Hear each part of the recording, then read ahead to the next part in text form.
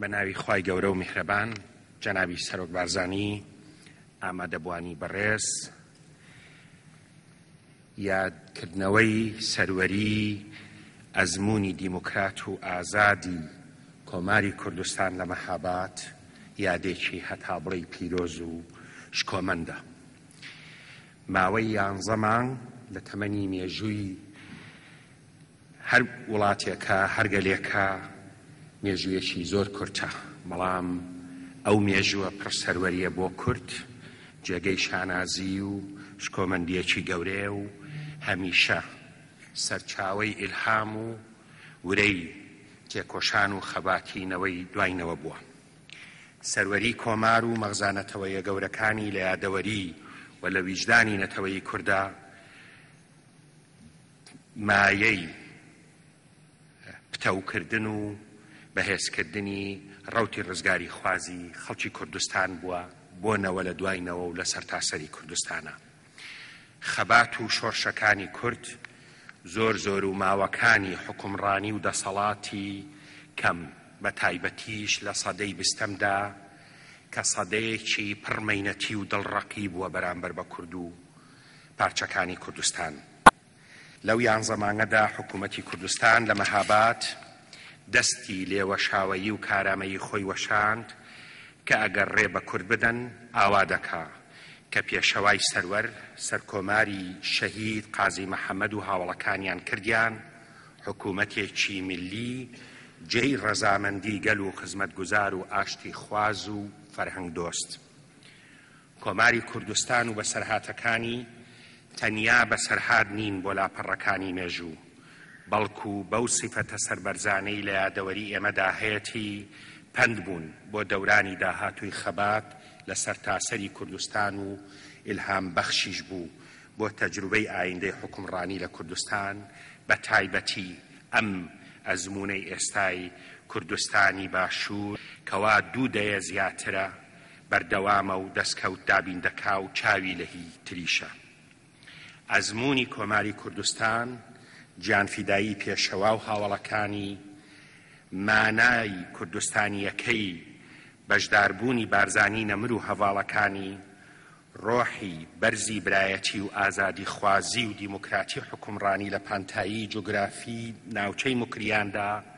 پەند و ئەزموو ئێمە کە چۆن سیاسەتێکی واقع بینانە ئاشتی خوازانە کوردستانیانەی سەرتاسەر بە تەکبیری دوور لە هەڵەشە و دروشمازی پەیڕەوکەین. سیاسەتێک بێپەروا کۆمارێک بینا بکات و دەرگای لێگەیشتن و گفتوگۆ دانەخات. سیاسەتێک خاوەندارێتی لە میلەتی کورد کات و دۆستایەتی نەتەوەکانی تریش کاتە ڕێبازی پێکەوە هەڵکردن و برایەتی و یەکسانی. ئەزموونێکی ئیلهام بەخشە بۆ زاڵبوون بەسەر تەنگ و چەڵەمەکانی ئەم دەورانەی کە سەرەتای سەدەی 21ەمینە و دنیا وەک زەمانی کۆماری مەهاباد خۆی لەسەر نەخشە و هاوسەنگیەکانی نوێ ساغەکاتەوە. بۆ ئێمەی ئەمڕۆ لە حکوومەتی هەرێمی کوردستان و لە دەسەڵاتی کوردستانی باشوور ئەزموونی کۆماری مەهاباد زۆر بایەخدارە. بۆ نەتەوەی کوردیش پەیامێکی گرنگە، چۆنەوە لە دوایینەوە بە حەسرەتەوە دایانڕوانیە ئەزموونی کۆماری مەهاباد و لە ناوبردنی کۆماری مەهاباد ئێستاش ئێمەی ئەمنەوەی کە ئەمانەتی پاراستنی ئەم ئەزموونەی حکومڕانی کوردستان و پەرەپێدانیمان پێسپێردراوە ئەرچی سەرشانمانە قەدری ئەم ئەزموونە بزانین وەکو بیلبیلەی چاوی خۆمان نەکەر بۆ ئێستا بۆ نەوەکانی داهاتووشمان بیپارێزین، دەستکەوتەکانمان بپارێزین، کەم و کورتیەکانیشمان چارەسەر بکەین و ئەم ئەزموونەی حکومڕانی کوردستانی باشوور بکەینە نمونەیەکی زیندوو، پەیامێکی ڕاستە و خۆ بە دوراوسێکانمان. حکومڕانی خۆ بە خۆی کورد مافی چارەنووسی خەڵکی کوردستان، مایەی سەقامگیری و ئاشتی و پێکەوە ژیانە، مایەی پێشکەوتن و بەرژەوەندی هاوبەشی گەلانی ئەم ناوچەیە. پەیامی ئێمە لەم حکوومەتەی هەرێمی کوردستانەوە، پەیامی کۆماری مەهابادیش وادەی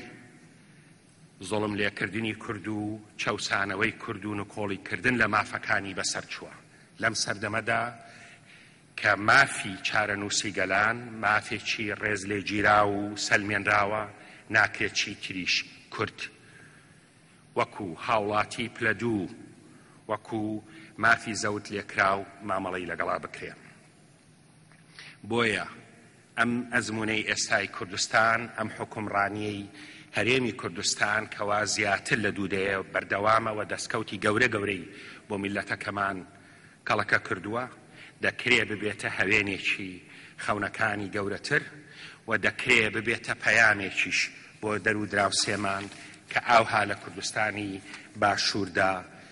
ئێمە ئەمڕۆ پێگەی ئارامی و سەقامگیرین نەک سەرچاوەی نائارامی. خوشک و برایان ئامادەبوانی بەڕێز دەمەوێ بڵێم لەم ڕێگەیەدا لە ڕێگەی گەیشتن بە خەونەکانمان دەمەوێ سوێندەکەی پێشەوا قازی محەممە وێردی سەرزاری هەمومان بێت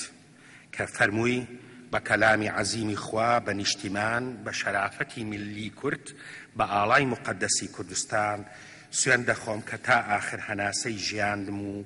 ڕژاندنی ئاخر تنۆکی خوێنم بە گیان و بە ماڵ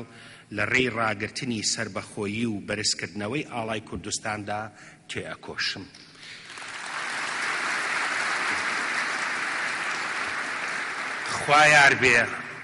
خوا یار بێ بۆ ئازادی سەرتاسەر و هەتاسەری وڵاتەکەمان.